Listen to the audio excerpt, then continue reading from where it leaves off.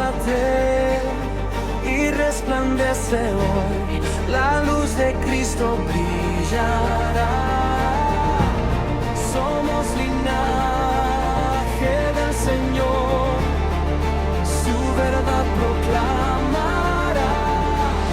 Quiero compartirle una palabra que he titulado Hay montes que marcan. Hay montes que marcan. Y cuando hablo de montes, quiero que usted lo aplique de un modo literal, pero también de un modo metafórico. Usted sabía que desde el Antiguo Testamento hasta el Nuevo Testamento, la Biblia habla acerca de episodios extraordinarios que se suscitaron en un monte. Usted sabía que la Biblia menciona cerca de 20 montes. Y de esos 20 montes, hay 8 que hombres tuvieron una experiencia extraordinaria con Dios. Por eso puse como título, hay montes que marcan. Hay otros montes que están ahí, pero no fueron testigos, por decirlo así, de un modo personificado, de una gloria, de algo extraordinario. El monte de Ararat, alguien tal vez ni sabe que existió o existe un monte llamado Ararat. En Génesis 8:4 fue el lugar donde el arca de Noé se estableció. El arca de Noé, ahí está en Génesis 8:4. Está el monte Moriah. ¿Alguien tendrá memoria qué pasó en el monte Moriah? Yo sé que usted lee la Biblia todos los días, solo que hoy se le olvidó. Yo sé que eso pasa, si a todos nos pasa, ¿cierto? Dígalo fuerte. Abraham, ¿cierto? Recibió una instrucción del Señor y le dijo que tenía que tomar a su único hijo para sacrificarlo. No fue sacrificado, pero el Señor hizo algo ahí. Le enseñó que él iba a proveer y le proveyó de un animal para el sacrificio. También en el monte Moriah algo ocurrió. Segunda de Crónicas 3:3, Salomón comenzó a edificar la casa del Señor en el monte Moriah, en Jerusalén. Ahí se estableció también la construcción del monte de Salomón, el majestuoso monte. El monte Sinaí, ese ya es más conocido, ¿cierto? ¿Qué pasó en el monte Sinaí? En el libro Éxodo habla acerca de lo que ocurrió en el monte Sinaí. Moisés tuvo un encuentro con el Señor y el Señor le entrega las tablas de la ley, ¿cierto? En el monte Sinaí también él tuvo la experiencia de que su rostro estuviese iluminado. Era tanta la gloria que tenía Moisés que cuando bajó de ese monte, los hijos de Israel, los israelitas no podían contemplarlo porque era mucha la gloria. El monte Carmelo. ¿Alguien se acuerda qué pasó en el monte Carmelo? ¿Qué pasó en el monte Carmelo? El pastor Elías me hace así, no sé si me está diciendo a mí. A mí me está diciendo. En el monte Carmelo, Elías desafió a 450 profetas de Baal y de Acera y conocemos la historia que Elías los degolló ahí. ¿Ya? Algunos dicen que eso fue una fantasía. No, fue literal, hermano, fue literal y no le voy a explicar por qué Dios lo permitió, pero era una manera que Dios tenía para exterminar todo lo que era pagano. ¿Ya? El monte Nebo. ¿Qué pasó en el monte Nebo? ¿Alguien sabe lo que pasó en el monte Nebo? Fue el lugar donde Moisés se posicionó para ver la tierra, en el monte Nebo. Hay otro monte también que aparece, el monte Eremos. Eremos es un monte que algunos eruditos de la Escritura señalan que fue el monte en el cual el Señor Jesucristo se sentó para dar el discurso que todos conocemos, el Sermón del Monte, que abarca varios capítulos del Evangelio. El monte Eremos. El monte Tabor, o el monte de la transfiguración, fue el monte donde el Señor se transfiguró, donde aparece Elías y aparece Moisés. También está el monte de los olivos. ¿Qué pasó en el monte de los olivos? Participe conmigo.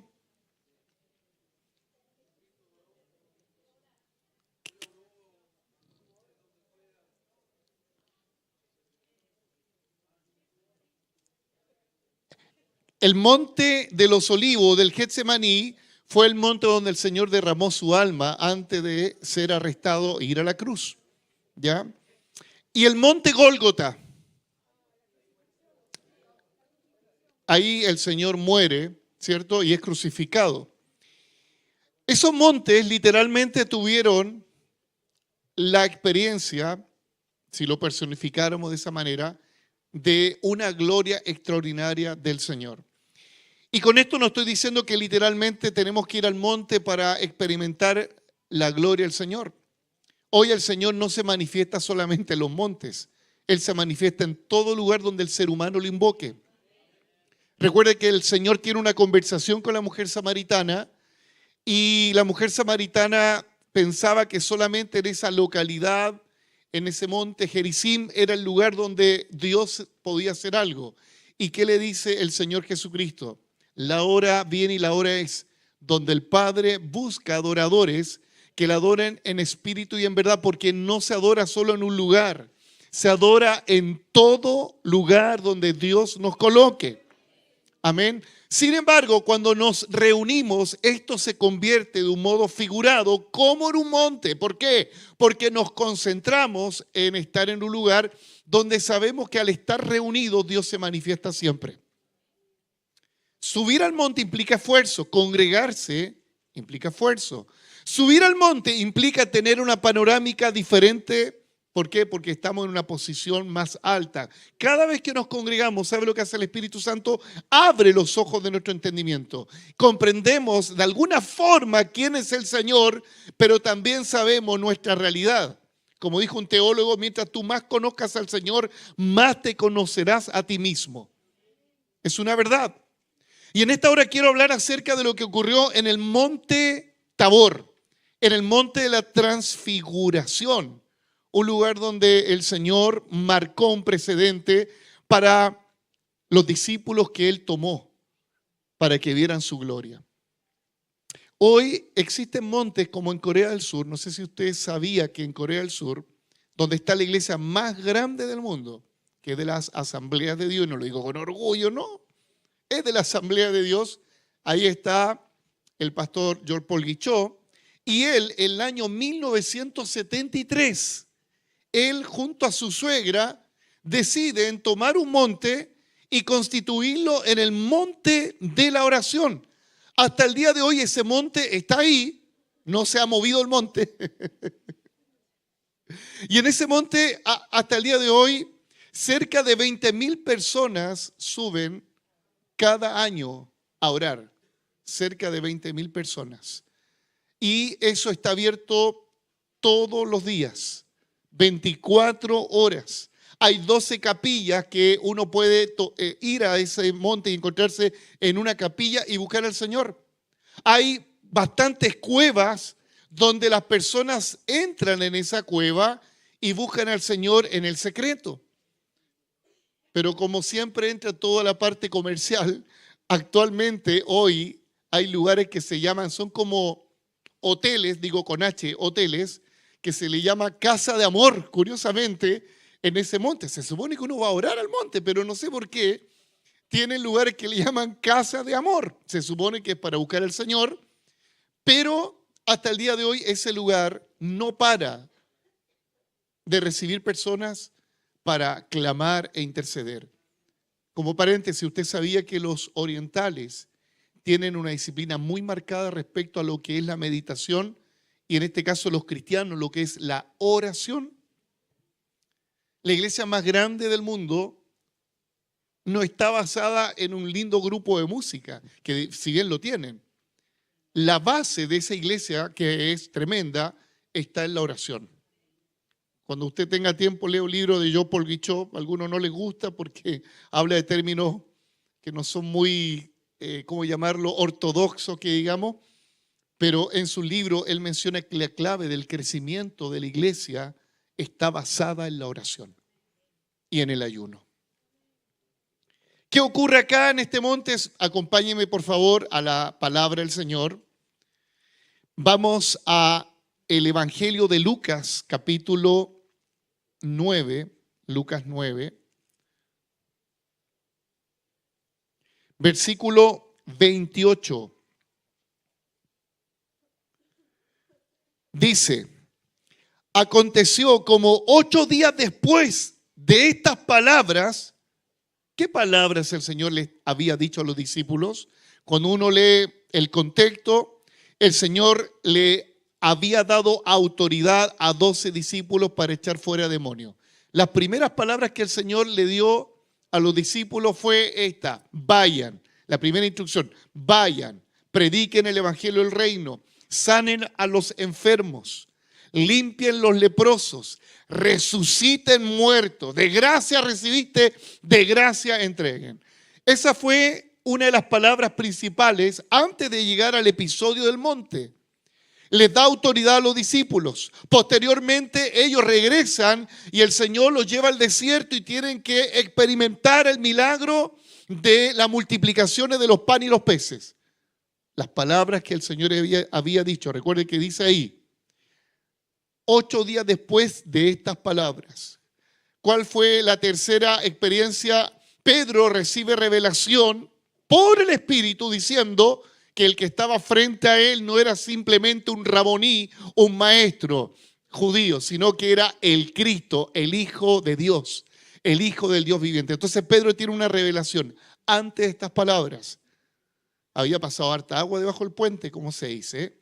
Posteriormente, el Señor anuncia su muerte y dice: es necesario que el Hijo del Hombre sea entregado por los principales sacerdotes y muera y resucita al tercer día. Por primera vez el Señor le está anunciando a ellos que el que estaba frente a ellos, valga la redundancia, iba a morir, pero también a resucitar. ¿Cuándo se los dice? Cuando Pedro recibe la revelación de que Jesucristo era el Mesías.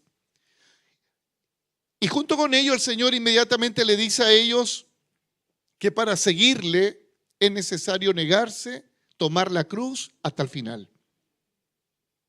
Después de eso, el Señor los toma, pero no a los 12, solamente toma a 3 de sus discípulos, a Pedro, a Juan y Jacob.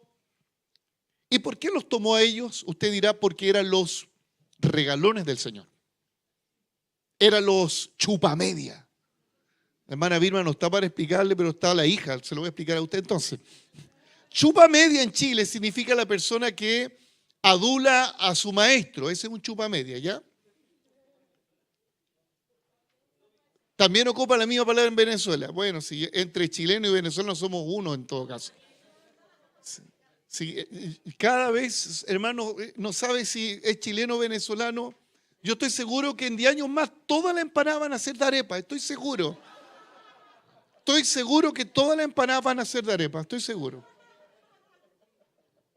Y cuando usted le pida algo a un chileno, el chileno le va a decir: a la orden, le va a decir. Sí, estoy seguro. Si nos parecemos ya. Dios bendiga esa diversidad. En Cristo somos una sola iglesia. Amén. Amén. Entonces toma Pedro, Juan y Jacob. ¿Sabe por qué los toma ellos? Permítame dar esta especulación, esta hipótesis. Ellos eran los más complicados de los 12 discípulos. Pedro, Juan y Jacob no tenían un título de los más espirituales. Cuando el Señor los escogió, ellos eran los Boanerges, un título peyorativo para decir que eran hijos del trueno. O sea, eran mecha corta. O sea, mecha corta se refiere en Chile y tienen un carácter explosivo. A la primera hablan, después piensan, ¿cierto? Bueno, los Boanerges. Entonces, ¿por qué Pedro, Juan y Jacob están en el milagro que el Señor resucita a la hija de Jairo? ¿Quiénes entran a la habitación? Los mismos, Pedro, Juan y Jacob. O sea, el Señor parece que tiene esta manera de tomar a los más porfiados, a los que son los más desobedientes, a esos carnales. Los toma, ¿para qué? Para enseñarles en terreno y mostrarles su gloria. Yo estoy seguro acá que grandes hombres, no me gusta usar la palabra grande hombre de Dios, hombres de Dios común y corriente que tienen un gran Dios en la mejor forma, la mayoría me incluyo, no éramos los más tranquilitos del colegio, no éramos los más educaditos. Se cumple la palabra. Él escogió al más vil, al más menospreciado, al débil, al que no valía nada. A ese escogió. Usted está en la categoría de los débiles, en los desechados, los menospreciados. Usted está en una de esas categorías. Y si el Señor te tomó, como Pedro, Juan y Jacob, Él te va a mostrar su gloria para que sepas que lo que estás siguiendo no es una religión, sino que estás siguiendo a un Dios vivo que es poderoso. Amén. Amén. Los toma a ellos, los sube al monte Tabor, 580 metros de altura. Imagínense el Cerro La Ballena. El Cerro La Ballena tiene cerca de 600, 700 metros de altura. Todos los puentes altinos conocen el Cerro La Ballena, ¿o no? Sí, los que son de otras comunas, igual cuando vienen por Domingo Tocornal, aparte de ver la cordillera, la majestuosa cordillera, está el sencillo monte ahí de La Ballena. Ahí está, imagínate, el Señor los toma a ellos. Esa es más o menos la altura. Hermanos, subir 580 metros no es menor. Algunos suben una cuneta y ya quedan agobiados. Recuerde lo que pasa en el contexto. Ellos estaban antes en el desierto, cansados. De hecho, cuando tú lees los textos anteriores, ellos le dicen al Señor: Señor, envía a esta gente que vaya a sus casas, es tarde, qué imprudencia. Ellos estaban cansados, venían de echar fuera demonios, venían de limpiar a los leprosos, venían de resucitar muertos, van al desierto y el Señor los tiene ahí una cantidad de horas, no sé cuánto. Inmediatamente el Señor los lleva al cerro. ¡Wow! ¿Qué energía tenían? No, la verdad es que no la tenían. Porque cuando suben al monte, dice que estos se están quedando dormidos de cansado, de sueño. Generalmente pasa esto, que cuando no tienes fuerza, no tienes ánimo, cuando no están las ganas, generalmente son los momentos que vemos la gloria de Dios. ¿O no? Es el sentido del humor de Dios. Cuando te falta algo, Él lo muestra todo. Te falta dinero, Él lo provee todo. Te falta salud, Él provee sanidad. Y lo lleva al monte. Quiero hablar, si es que el tiempo me alcanza, respecto a 3 experiencias que vamos a tener cuando el Señor nos toma y nos lleva a desconectarnos de lo que te afana, de lo que te absorbe. Hermanos queridos, estamos en una sociedad que nos tiene a la mayoría de los santiaguinos colapsados. ¿Cuánta gente de la que está acá sentada se demora más de 1 hora para ir a su lugar de trabajo? Algunos hasta 2 horas. Yo sé que acá pasa más tiempo arriba del auto el José que en la casa, yendo al trabajo. Y cuando uno le pregunta a las personas, su cansancio no está solo en el hecho que está haciendo algo en su puesto laboral, es el trayecto, el taco. ¿Cuánta gente en Santiago lo único que dice: quiero irme de Santiago, quiero tener un trabajo, no sé, cerquita de mi casa? Y otros que la tienen cerca igual están afanados. ¿Cuánta gente que me escucha acá? Y de hecho ayer tuve una consejería y me decía un hermano: pastor, trabajo, estudio, apenas tengo tiempo para orar. ¿Y se siente identificado usted que usted trabaja como un israelita ante Faraón? Y que usted llega agotadísimo a la casa y no tiene fuerzas. Bueno, el Señor quiere hacer algo con nosotros, y no solamente en un retiro o en un encuentro como llamamos retiro espiritual. Esto lo quiere hacer constantemente. Él nos quiere llevar al monte. Subir al monte implica desconexión del mundanal ruido. Subir al monte significa apagar el celular, desconectarme de las redes sociales. De hecho, arriba en el monte hay algunos lugares donde no hay señal. Subir al monte implica desconectarte de lo que haces siempre para tener una experiencia extraordinaria. Es verdad que Dios es poderoso para interrumpir, para decir, mira, aquí estoy yo, desconéctate, pero Dios siempre espera que uno tome también la iniciativa. El Señor Jesucristo no tomó del pelo a Juan, a Pedro y a Jacob para llevarlo, no lo echó al apa, como se dice, no, ellos le siguieron voluntariamente. ¿Sabe lo que pasa con esta invitación de ir al monte? En el monte, obligadamente, por decirlo así, o por necesidad, vamos a invocar al Señor. Cuando se te desconecta el celular, se te desconecta el mundo, lo único que no se te va a desconectar jamás es el Señor llamándote. En Génesis 12:8 le pasó a uno de los patriarcas, a Abraham, dice, luego se pasó de allí a un monte, vuelve a hablar de monte, al oriente de Betel y plantó su tienda ahí, teniendo a Betel al occidente y a Jai al oriente, y edificó allí altar a Jehová e invocó el nombre de Jehová. ¿Dónde lo hizo? En el monte. ¿Por qué no invocamos el nombre del Señor? ¿Sabe por qué no lo invocamos? ¿Por qué no oramos? ¿Por qué no clamamos? ¿Sabe por qué? Porque estamos enredados en el valle. Estoy hablando en términos figurados, entiéndame lo que quiero decir. Estamos tan absorbidos por el sistema que lamentablemente pasa el tiempo y no tenemos tiempo de invocar al nombre del Señor. No es excusa, querido hermano, para decir es que estoy cansado, por eso no me congrego, por eso no oro. No. Pedro, Juan y Jacob venían, ¿de dónde venían? De echar fuera demonios. ¿Usted ha echado fuera demonios? Es cansador echar fuera demonios. Venían de limpiar leprosos. Venían del desierto, o sea, estaban cansadísimos, pero de igual manera ellos voluntariamente subieron al monte con el Señor. Usted está aquí voluntariamente, nadie lo ha obligado y probablemente ayer usted tuvo que trabajar, pero ¿por qué está aquí? Porque el Señor le tomó a usted y lo trajo aquí. El monte implica el lugar del llamamiento, el saber qué es lo que Dios quiere conmigo. ¿Por qué hay muchos creyentes que no tienen idea para dónde va la voluntad de Dios para su vida?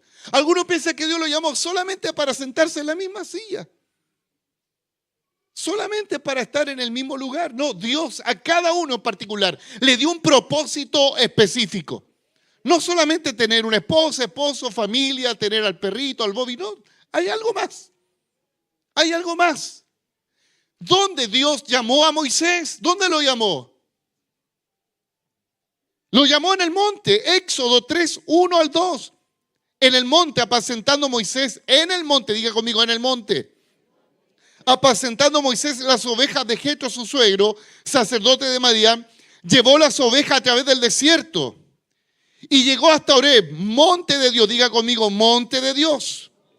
¿Dónde aparece el llamado? En el monte. Dice, y se le apareció el ángel de Jehová en una llama de fuego, usted conoce la historia, en medio de una zarza, y él miró y vio la zarza que ardía en fuego y la zarza no se consumía. En el monte, número 1, invocamos al Señor. En el monte, número 2, hay claridad del cuál es el llamado que Dios tiene contigo y conmigo. En el monte hay una sola voz. No es la bocina del auto, no es el vozarrón de tu jefe, de tu patrón. No son los llantos de tus hijos. Hay una desconexión. Escucho audiblemente la voz de Dios en el monte. Y escúchelo bien, en el monte no significa que tú vas a dejar de trabajar todo este año para que Dios te hable. No, dice que Moisés está trabajando en el monte, cuidando, apacentando las ovejas de su suegro Jetro. Querido hermano, la vida tiene que continuar, tenemos que seguir trabajando, estudiando. Por favor, no malinterprete este mensaje diciendo, voy a renunciar a todo y me voy a ir al Cerro La Ballena y Dios me va a revelar. No estoy diciendo eso. En el monte es el lugar donde Dios te llama.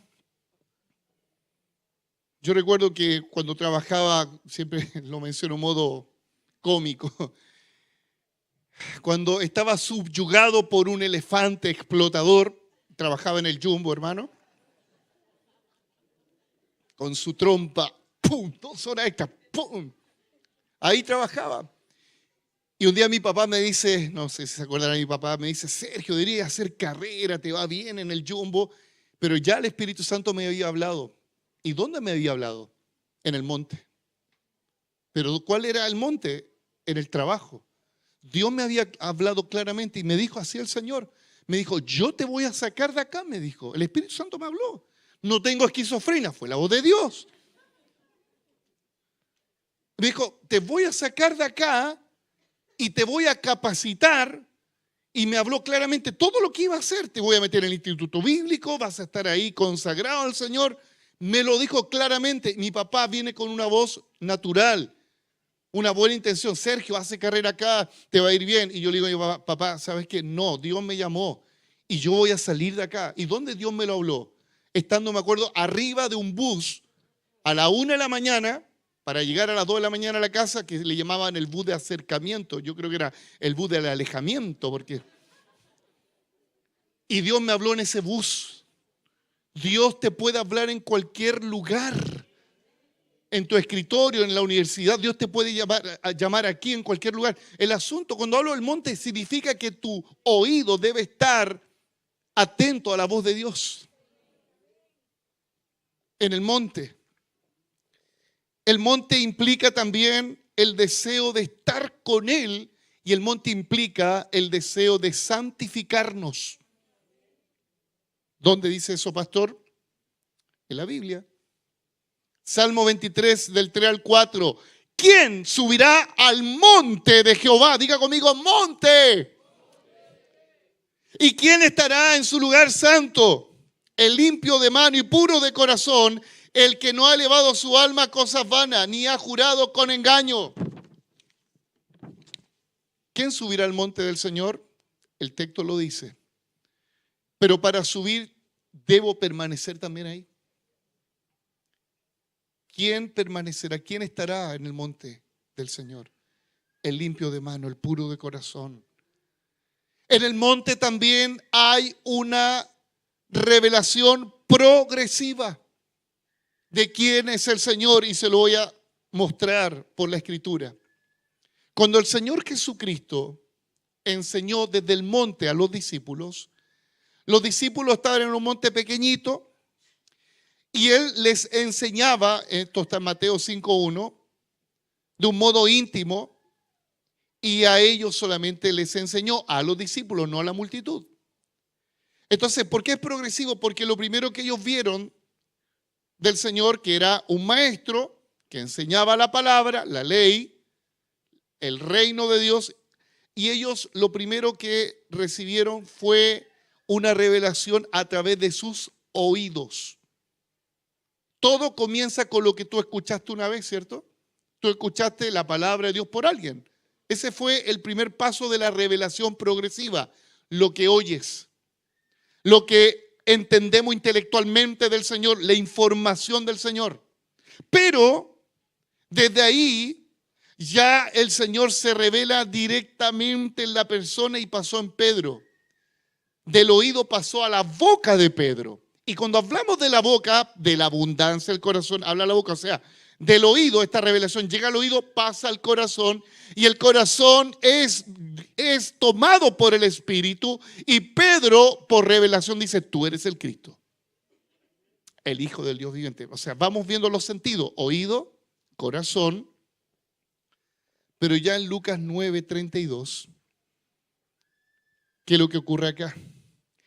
Ellos, y sucedió que apartándose ellos de él, Pedro dijo a Jesús, maestro, bueno, sería que estemos acá y hagamos 3 enramadas, una para ti y una para Elías, no sabiendo lo que decía. La revelación que ellos tienen ahora es ver a Cristo y él todavía no tiene la plenitud. Y él está diciendo, hagamos 3 enramadas para que permanezcamos acá, tengamos una casita para Elías, una para Moisés y una para ti. Pero ellos estaban viendo a Jesús, pero todavía no lo entendían bien. O sea, oído, boca y lo que estoy viendo. Hermanos queridos, Es verdad que a Cristo no lo vemos físicamente, pero sus obras y sus hechos portentosos son visibles para todo aquel que en Él cree. Su gloria se puede ver. Él dijo, no te he dicho que si crees, verás. ¿Qué es lo que vemos? Él no dijo, no te he dicho que si crees, verás a Dios. No. No te he dicho que si crees, verás la gloria de Dios. Hermano, la gloria se ve. La gloria se palpa. La gloria se experimenta. No solamente te la cuentan. ¿Cómo empezó la revelación a los discípulos? Me la contó el Maestro Jesús. El Espíritu después vino sobre Pedro y le reveló y era el Cristo, el Hijo del Dios viviente. Pero después ellos lo vieron. Por eso el apóstol Juan cuando dice, habla acerca del verbo de Cristo. Lo que hemos visto, dice, lo que hemos oído, lo que hemos palpado. Eso os anunciamos.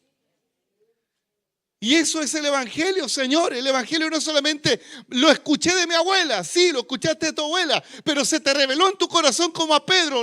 Confesaste que Jesús es el Señor. ¿Y ahora en qué etapas estás? Espero que todos estemos en la otra etapa de ver la gloria de Dios. De ver la gloria de Dios. Esto es paulatino, es progresivo. Aleluya. Lo segundo es justamente en esta revelación, es tener una revelación, valga la redundancia, sobrenatural y no natural. Porque Jesús, si bien fue un personaje de la historia, pero más que un personaje de la historia, Él es el Señor de señores. Él es Dios. Él es el Todopoderoso. Y usted lo sabe, lo escucha, lo dice. Pero mi pregunta es, ¿ha visto su gloria? Acompáñame a Lucas 9:29. Y entre tanto que oraba, ¿quién estaba orando? El Señor. La apariencia de su rostro se hizo otra. Y su vestido blanco resplandeciente. Ellos nunca habían visto a Jesús en esa plenitud. Nunca lo habían visto. Cuando vemos el relato de los evangelios, los escritores señalan que Jesús no tenía una aureola como lo dibuja el catolicismo. No tenía unas alas, no andaba flotando, no. Es más, cuando el Señor está en el monte del Getsemaní y Judas está planificando la captura de Jesús, él le tiene que decir a los alguaciles del templo, a los guardias del templo, dice, al que yo besare, ese es. ¿Y por qué él dice al que yo besare? Porque Jesús no tenía algo extraordinario, era común y corriente. Al que yo besare. Entonces, ¿qué es lo que muestra esto? Que en medio de los 11 discípulos que estaban acá, había uno que, como decimos en el buen chileno, pasaba, dígalo, piola. Explíquele pues a su mamá, ya. Pero Jesús tiene hoy, en ese instante, tiene una apariencia extraordinaria. Y no es una apariencia, es real. Su rostro está resplandeciente, su ropa está resplandeciente. Ellos estaban atónitos porque nunca habían visto así al Señor. Pero ¿qué es lo que está ocurriendo en el monte? Mientras él oraba, dice ahí el texto. Versículo 29. Entre tanto que oraba, hermano querido, cuando usted y yo oramos, cuando la iglesia ora, pero ora de corazón, con sinceridad, como decía el hermano José, ¿sabe lo que va a ocurrir con una iglesia que ora? La imagen del Cristo histórico que tú tienes acá se va a transformar en un Cristo glorioso. Una iglesia que ora, un hermano que ora, una iglesia que está en constante oración, va a ver a un Cristo glorificado. Por eso él dijo, clama a mí, el profeta recibe del Señor, Jeremías 33:3, clama a mí y yo te responderé y te enseñaré, te revelaré cosas grandes y ocultas que tú no conoces. Hoy vivimos una época evangélica del microondas. ¿Quiere usted ver la gloria? ¿Quiere usted ver ángeles? ¿Quiere ver cosas extraordinarias? ¿Y cómo lo hace mucho creyente? Compra un pasaje para ir a Colombia, para ir al avivamiento de Rodríguez, va a, no sé, a Miami a ver a Benny Hinn, para que en un solo toque, en una sola tirada de bastón, yo vea la gloria. Y todo en 5 minutos. Pastor, únjame para ver la gloria. Sí, la puedes ver. Pero el principio de la Escritura es que todos quienes vieron la gloria de Dios experimentaron algo que se llama simplemente y poderosamente la oración. La oración. Es en el monte de Dios cuando alguien está en esa revelación donde tendrás claro también cuál será lo que Él te ha prometido. Lo vas a ver, lo vas a visualizar. Y no estoy hablando de una imaginación, estoy hablando de una visión. Usted sabe que la visión se tiene que escribir. Cuando Dios te muestra algo, escríbela. Cuando Dios te profetiza algo, escríbelo. Dios te va a mostrar algo y eso que te muestra, por favor, plásmalo, escríbelo, ponele fecha. Cuando Moisés está en el monte que le señalé, el monte Nebo, 27:12 números, es ahí donde el Señor, cuando le dice a él, esta es la tierra que yo les voy a dar. ¿Y dónde fue? En el monte. Es en el monte de Dios donde vemos también las promesas de Dios cumplidas. Vuelvo a decirlo más lento. Es en el monte de Dios donde ves las promesas cumplidas. Cuando hablo de monte, no lo vea literal. Estoy hablando monte que estoy en comunión con Dios. Primera de Reyes 18:44, usted conoce la historia, Elías y el siervo. Ahí está a la 7ª vez cuando ya el criado va y se pone ahí entre el borde del precipicio del monte, en el monte Carmelo, y dice, ahí estoy viendo una señal, Elías. Estaba loco Elías. Ve una señal, una nube como el tamaño de la palma de un hombre. Y viene y se acerca. ¿Dónde vio esa señal? ¿Dónde visualizó eso? En el monte. Es en el monte donde verás la señal de las promesas que Él te ha dado. Es en el monte donde abre Dios los ojos de tu entendimiento. Es en el monte donde Dios te da la victoria espiritual en medio de la lucha. Primera de Reyes 6, del 16 al 17. La historia de Eliseo y su siervo. Dice, no tengas miedo, porque más son los que están con nosotros que los que están con ellos. ¿Qué pasaba ahí? El pueblo, el ejército contrario venía contra Israel y el criado le temblaba las cañuelas porque veía que era un gran ejército. Y oró Eliseo y le dijo, ¿qué pasa en el monte? Se ora en el monte. Eliseo oró en el monte. Y dijo, te ruego, oh Jehová, que abra sus ojos para que vea. Entonces Jehová abrió los ojos del criado y yo pido en esta hora, mientras estamos en el monte del Señor, que abra los ojos del entendimiento de la iglesia. Y aquí que el monte, lo pueden proyectar muchachos, por favor, Primera de Reyes 6, 16 al 17, para los cristianos que no trajeron Biblia, por favor. Y aquí que el monte estaba lleno de gente de a caballo y de carros de fuego alrededor de Eliseo. Es en el monte donde Dios te da la victoria. Es en el monte de Dios donde Dios provee los recursos que tú no tienes. Pregúntale a Abraham y a Isaac. ¿Dónde hubo provisión? En el monte. Donde aparece por primera vez el término hebreo Jehová Jireh, en el monte. ¿Por qué perdemos las batallas de la vida? ¿Por qué andamos al 3 y al 4 y nunca podemos progresar? ¿Por qué andamos pateando piedra en ese corito de los prisioneros que algunos lo pasan cantando? Únete al baile. ¿Por qué? Porque no estamos en el monte. No estamos en el monte. Escúchalo bien, hay personas que están en el monte, pero no tienen las fuerzas para orar, no tienen las fuerzas para ver lo que el Señor quiere hacer, pero Dios siempre va a proveer de un profeta, de un pastor, de un hermano mayor, para orar por ti en el monte. Aquí en el monte hay hombres de Dios y mujeres de Dios, y hay personas que están muy debilitadas en la fe, pero aquí estamos, por la gracia de Dios, para orar, para que Dios abra los ojos de tu entendimiento, para que vea que son mayores que los que están contigo, que los que están contra ti. Aleluya. Es en el monte donde tendremos palabra para entregar.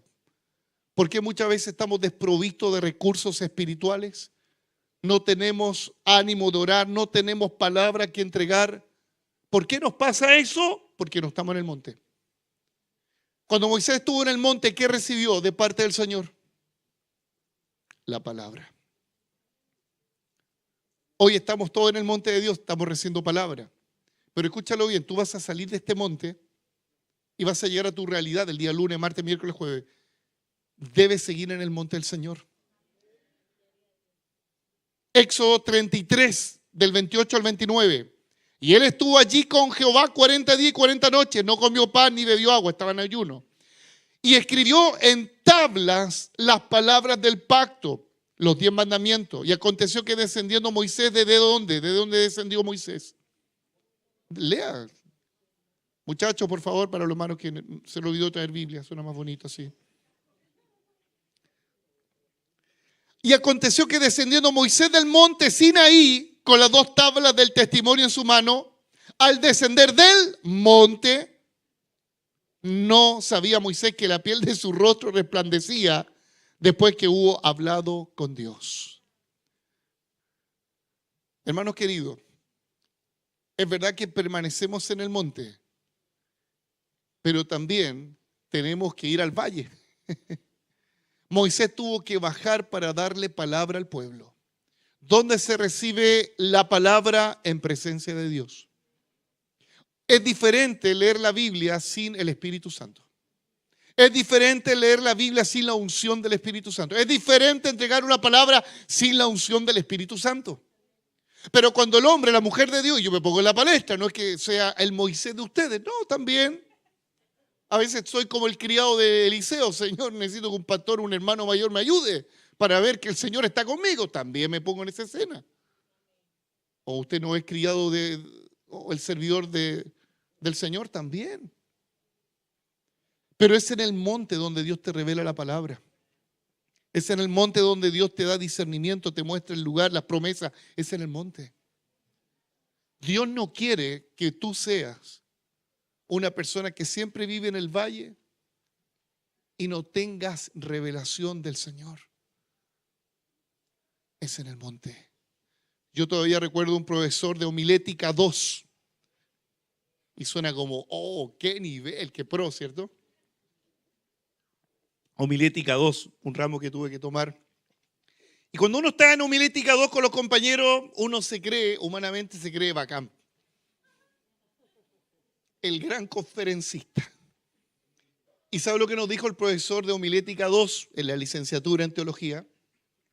Dijo, ustedes podrán tener todo un bosquejo homilético, exegético, hermenéutico, chamullético, todos los éticos para entregar. Pero tu familia y la iglesia no necesitan una cátedra teológica. ¿Y qué necesitamos? Él dijo, la iglesia no necesita un bosquejo bien elaborado.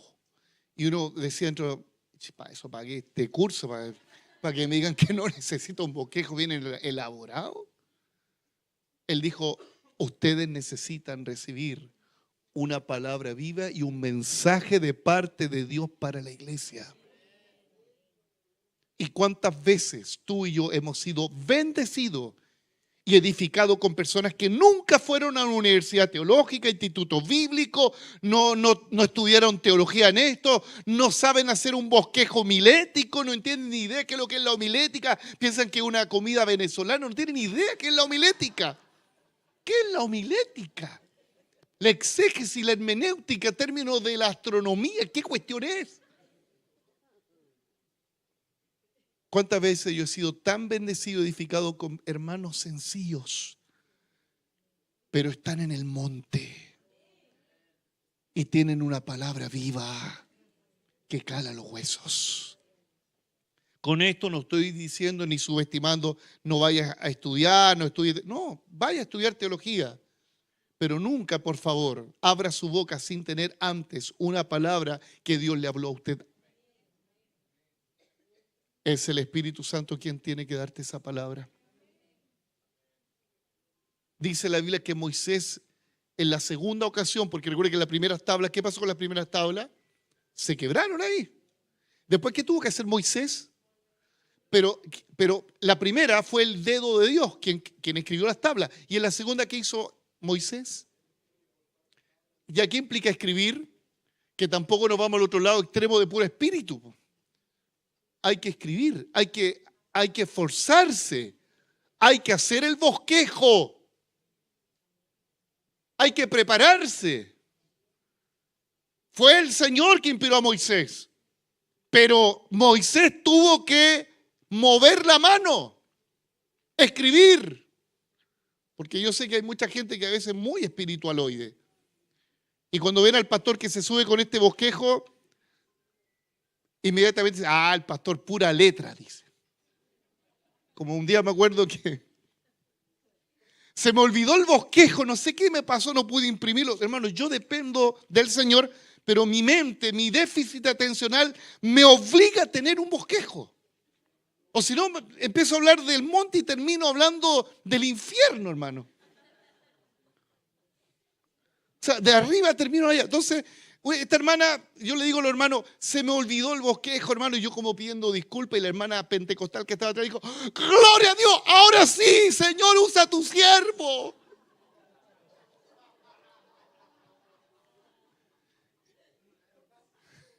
Y dije, bueno, será. Y hermano, no estoy bromeando, lo dijo así. En el templo cristiano sana de la Asamblea de Dios, habíamos hartos hermanos pentecostales ahí. Y dijo, ahora sí, Señor, usa a tu siervo. Faltó poco que viniera a danzar dando gracias al Señor porque no tenía este papel.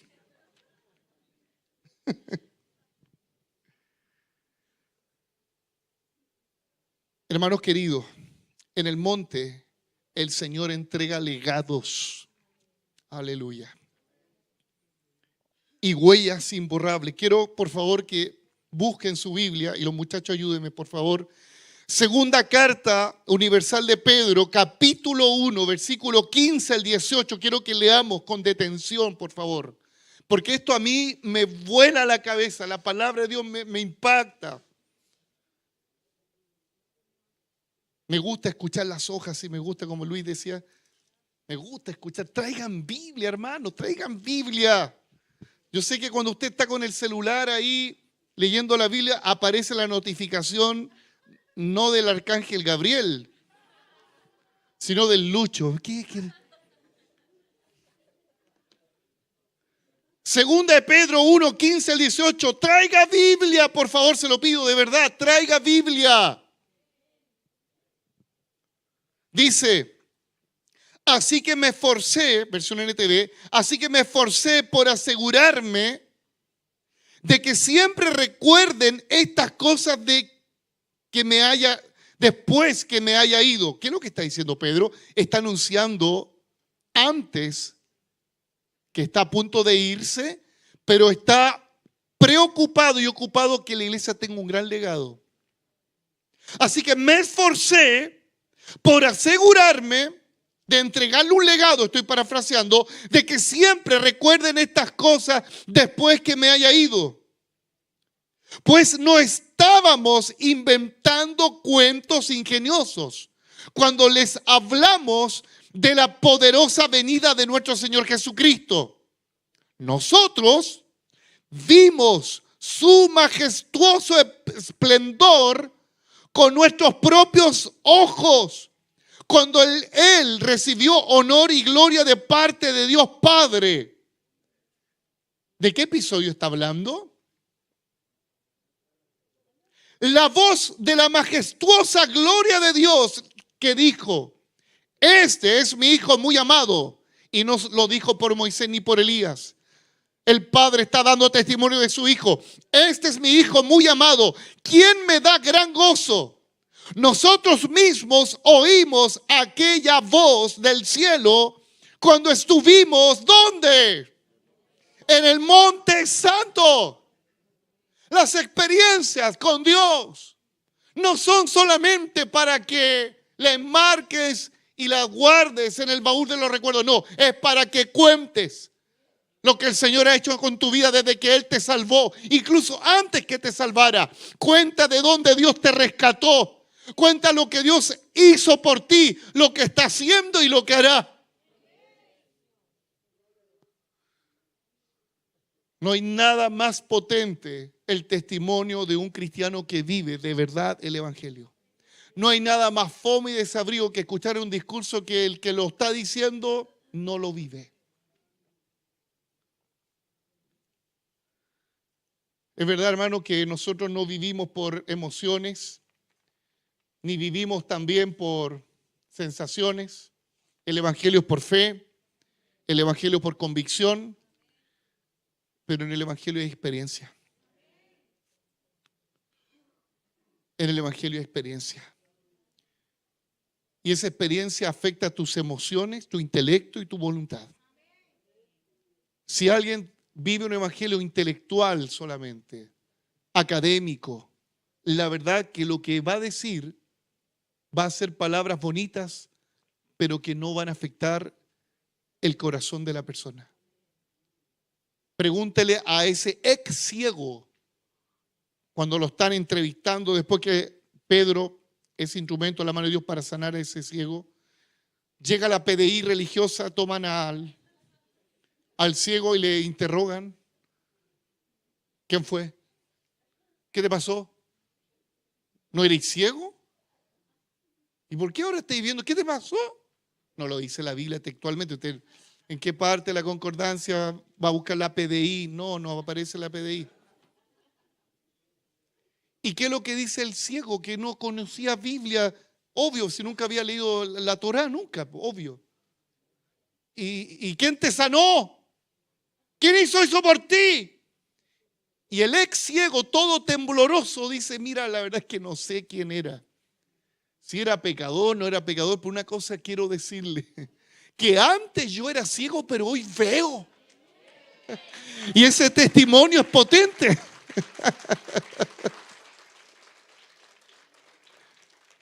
Inicialmente ese es nuestro sermón. Ahora, con eso, al pasar de años, tú no podés seguir diciendo lo mismo. O sea, tenéis que ponerle argumento a ese testimonio, por hermano. Tienes que ponerle palabra.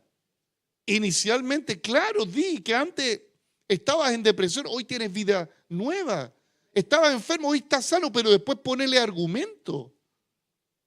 Cuando Pedro escribe esa epístola, él da toda una cátedra de lo que él experimentó. Por eso nuestro testimonio debe ir acompañado de palabra, espíritu y palabra. No podemos inclinarnos solamente espíritu a espíritu y nada de palabra. ¿Qué le dijo Jesús a los saduceos? Vosotros erráis, le dijo, ignorando las escrituras y el poder de Dios. Hermanos queridos, cuando alguien experimenta el poder de Dios, escúchelo bien, cuando alguien experimenta el poder de Dios, es muy difícil que tuerza la escritura. ¿Por qué? Porque el Espíritu Santo lo va a guiar a la verdad y le va a enseñar todas las cosas. Eso dice Juan, la unción de Dios te enseña todas las cosas. Pero ¿qué pasa cuando alguien se inclina solamente a la palabra sin espíritu? Va a torcer la Biblia, de ahí vienen las sectas. De ahí vienen las sectas. Tercero, lo que el Señor hará es despertarnos de nuestro letargo espiritual. El Señor quiere llevarte al monte. El Señor quiere sacudirte de tu flojera, de vivir esa flojera religiosa, fome. Versículo 32. Y Pedro y los que estaban con él estaban rendidos de sueño. Sin embargo, hay una coma, más permaneciendo despiertos, vieron la gloria de Jesús y a los dos varones que estaban con él. ¿En quiénes se concentraron ellos? ¿En Elías o en Moisés? En ninguno de los dos. Dice que vieron la gloria de Jesús. Y eso es lo que Dios quiere hacer con la iglesia. Déjate de ver a los predicadores como que de ellos vendrá lo que yo necesito. No. De Jesús viene la respuesta. Déjese andar buscando la iglesia donde hay un mover especial. Porque Elías, escúchalo bien, representa el carisma. Mira, esto me lo mostró el Espíritu Santo y esto está fresquito, no lo tengo escrito, ahora me lo está revelando. Elías representa el carisma, el fuego. Y hay muchos creyentes que andan buscando la luz, el fuego, el estallido. Y van para allá y cuando se empieza como a apagar el fuego, van a otra iglesia donde haya fuego. Y Moisés, ¿qué representa? La ley, la palabra, pero una palabra sin la plenitud del Espíritu. Entonces está la otra área. Me decepcioné de este fuego. No, falta palabra y me van para allá. Vamos acá a la línea reformada, presbiteriana, y no me tiemblan las cañuelas para decirlo. Porque estos han hecho proselitismo de los que han sido decepcionados, no le predican a nadie. Yo nunca he visto un presbiteriano predicando en la calle. Y estos también tienen una lucecita de la teología, de la sola escritura. Y la verdad es pura mentira, porque no hablan solo escritura, hablan de solo Calvino, solo los reformados, porque si fuera sola escritura, tendrían fuego de Dios, porque la palabra es viva y eficaz. Entonces, la pregunta es, ¿cuál es tu inclinación? ¿Te gusta solamente el fire, el fuego? Elías, el espectáculo. No, la solemne palabra que dijo el Padre desde el cielo. A él oíd, a Jesús, porque tengo contentamiento en él. ¿Qué dice el escritor del libro de los Hebreos? En otro tiempo Dios habló a través de los profetas, pero hoy Él nos ha hablado a través de su Hijo. Iglesia, no pongas tu enfoque en denominaciones, ni en pastores, ni en ungido, entre comillas. Pone tu mirada en Jesús. Iglesia, no siga al pastor Sergio, siga a Cristo. A él oíd. Yo sé que a algunos les molesta cuando yo hablo de algunas denominaciones. Es que me preocupa, querido hermano, que algunos están inclinándose o al mucho carisma por acá, ese fuego apostólico, profético, decretándolo todo. Y por acá, la solemnidad de la palabra. Nosotros hemos venido al monte a concentrarnos no en una tendencia teológica, sino que en Jesucristo el Señor. Denle un aplauso al Señor. Aleluya.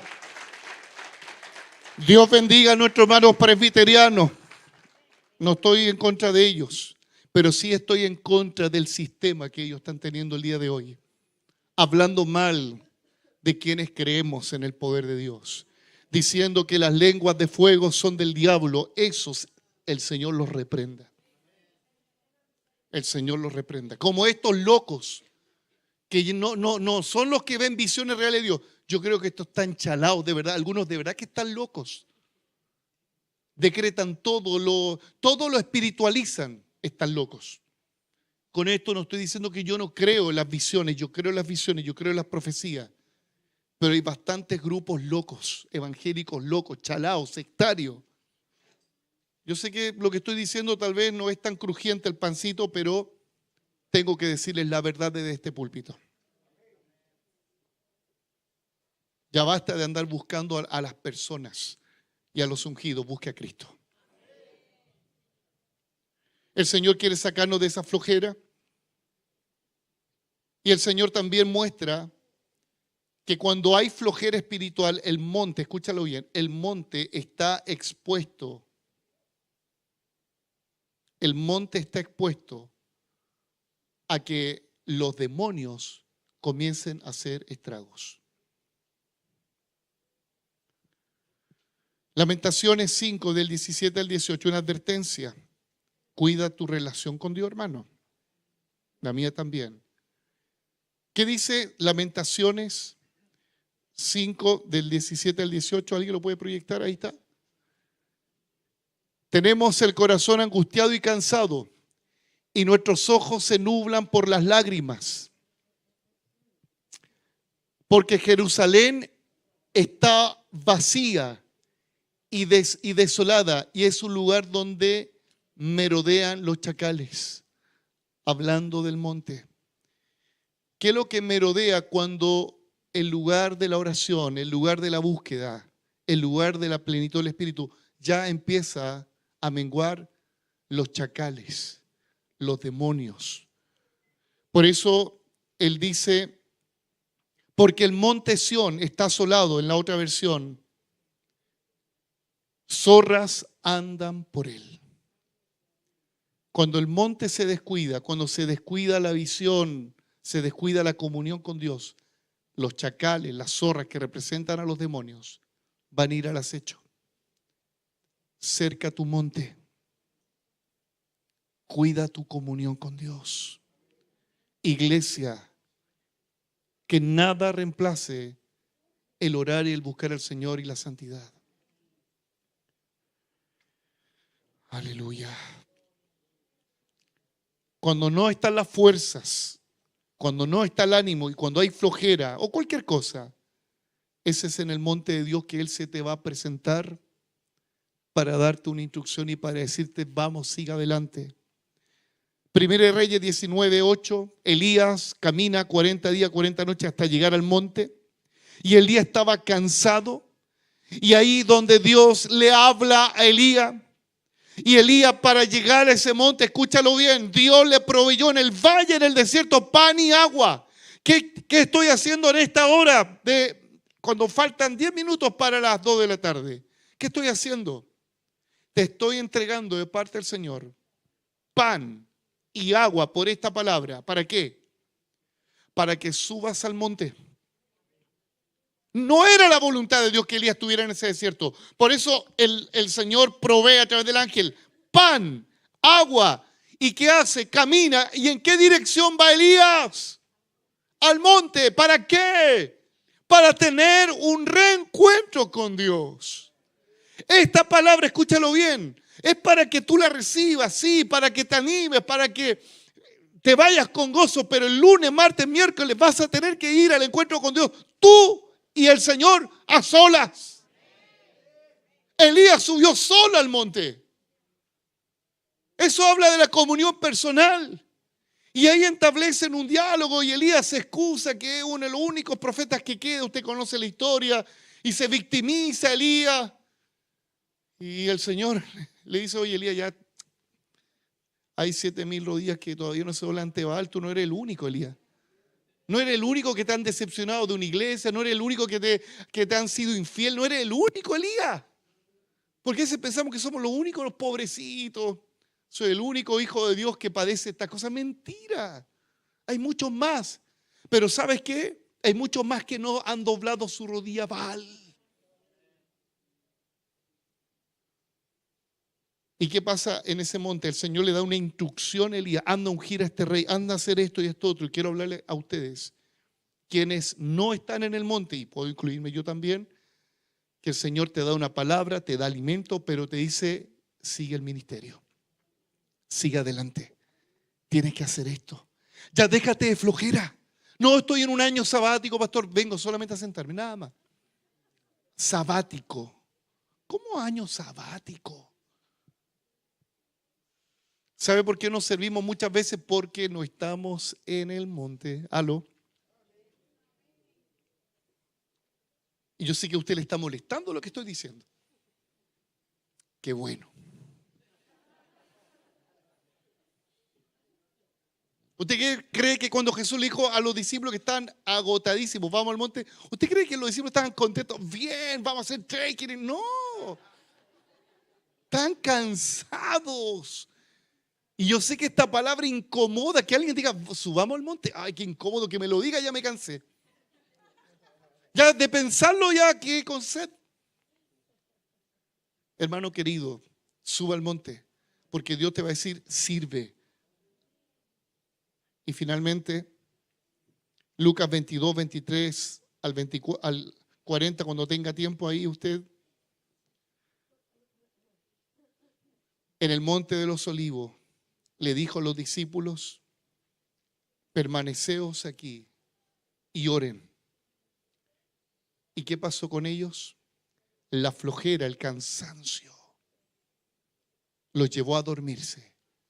Y yo no lo digo así como juzgándolo, porque a mí me ha pasado también. ¿A usted no le ha pasado? Soy Señor, ten misericordia. Ahí vemos dos pecadores que nos hemos quedado dormidos en instancias espirituales. El Señor les dijo, velad y orad.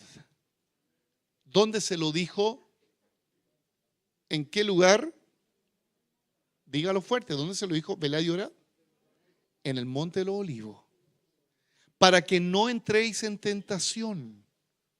A la verdad, la carne es débil, el espíritu está dispuesto. ¿Y qué pasó? La triste historia es que cayeron en tentación. No siguieron a Jesús hasta el final. El Señor tuvo misericordia y después de haber resucitado, los volvió a llamar. Querido hermano, póngase en pie, por favor. Es en el monte donde Dios te dará palabras. Es en el monte donde Dios te revelará su gloria. Es en el monte donde se ganan las batallas espirituales. Es en el monte donde vas a ver la visión clara de lo que Dios tiene para ti. Alguien dirá en esta hora, pastor, ¿cuál es la voluntad de Dios para mi vida? Típica pregunta existencial evangélica.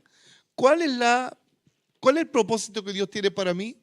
Sube el monte y Él te va a revelar todo lo que Dios quiere hacer contigo. Sube el monte y vas a ver su gloria. Sube el monte. Aleluya. El Espíritu Santo me dice que hay personas que esta palabra la están resistiendo.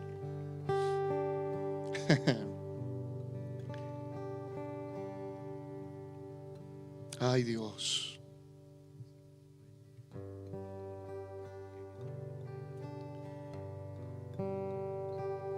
Porque algunos han estado buscando a los Elías y a los Moisés. El Espíritu Santo me está hablando. Y han buscado a los milagreros y han buscado a los eruditos.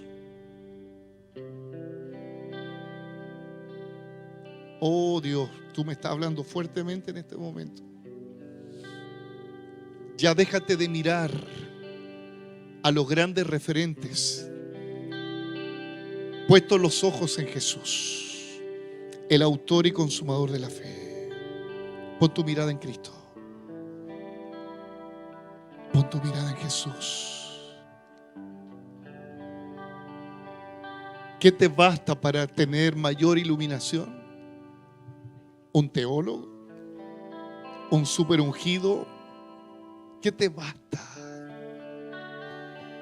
¿Acaso mi espíritu no es suficiente, dice el Señor, para enseñarte todas las cosas?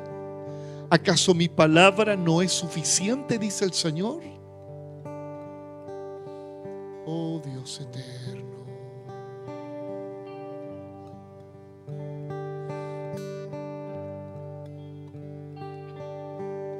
Rompe cadenas, Señor, rompe cadenas.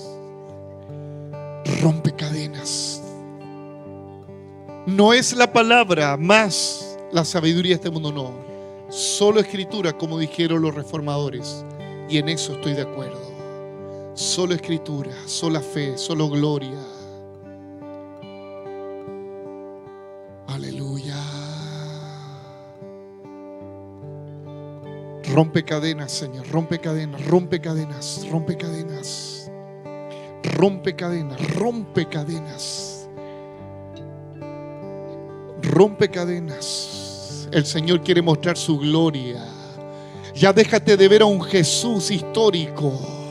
Oh Dios, abre los ojos del entendimiento de tu iglesia para que comprendamos cuál es la supereminente grandeza de su poder y de amor. Abre los ojos de nuestro entendimiento para saber que contigo somos más que vencedores, para entender y vivir que el que está en nosotros es mayor que el que está en el mundo. Abre los ojos de nuestro entendimiento para comprender que tu iglesia no está en un rincón de la ciudad, sino que la has puesto con autoridad sobre toda potestad y hueste de maldad. La iglesia del Señor tiene poder. Generación que busca a Dios, que anhela su verdad en medio de la oscuridad. Luminares brillará